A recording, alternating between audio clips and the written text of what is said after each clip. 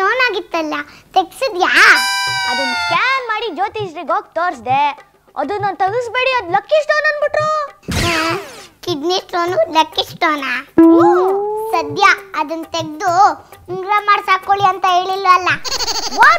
ಒಳ್ಳೆ ಐಡಿಯಾ. ಇದನ್ನು ನಾಳೆ ಜ್ಯೋತಿಷಿ ಹತ್ರ ಹೇಳ್ಬಿಡ್ತೀನಿ. ಸರಿನಮ್ಮ, ಬಂದ್ ವಿಷಯ ನೋಡೋಣ.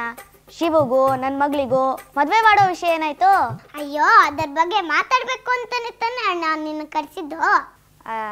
ಅದು ಸರಿನೇ, ಆದ್ರೆ ಚಿಕ್ಕಮ್ಮ, ಶಿವು ಬಾರಪ್ಪ. ಪುರುಷಮವ.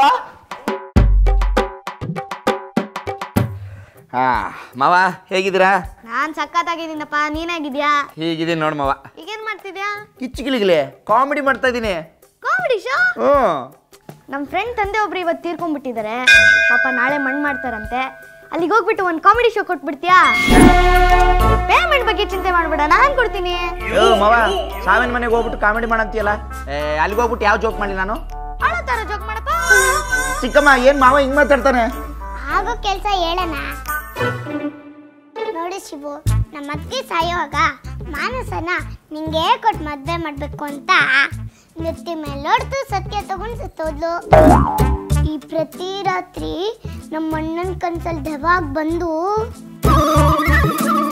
ಈ ಮಾನಸ ಶಿವು ಮದ್ವೆ ಏನಾಯ್ತು, ಈ ಮಾನಸ ಶಿವು ಮದ್ವೆ ಏನಾಯ್ತು ಅಂತ ಫ್ಯಾನ್ ಇಟ್ಕೊಂಡು ನೇತಾಡ್ಕೊಂಡು ಕೇಳ್ತಾ ಇರ್ತಾಳಂತೆ. ನೀನೇನಂತೀವ? ಮಾನಸನ? ಚಿಕ್ಕಮ್ಮ, ಚಿಕ್ಕಮ್ಮ, ನಾನು ಬಂದೆ.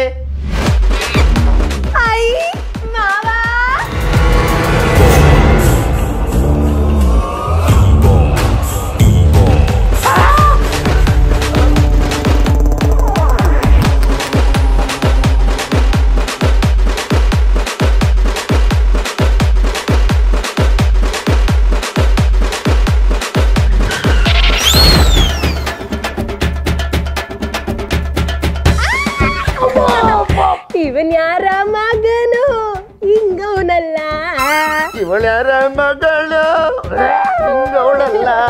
Shivu, I love you, I love you only for you. ಹತ್ರ ಬಾ, ನಂಗೆಲ್ಲ ಹೂವಾಗ್ತಿದೆ. ನಿನ್ ಜೊತೆ ನಾನಾ? ನೀನಿಲ್ದೆ ನಾನಾ? Kick you on your face.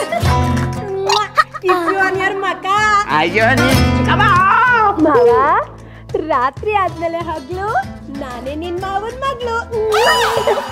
ಒಂದಾಯ್ತು ನನ್ನ ನಿನ್ನ ನೆರಳು, ಹಿಡ್ಕೊ ನನ್ ಕೈ.